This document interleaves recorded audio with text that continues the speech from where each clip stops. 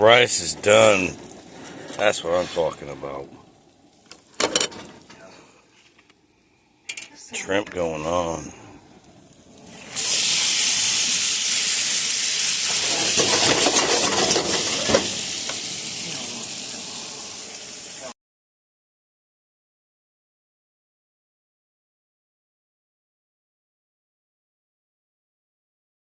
You know what time it is. I need to say this to you, and I don't want you to get sore. Got rice, making a 5-day journey in 3 days, riding long, shrimp, ribs, avocado, sweet potato.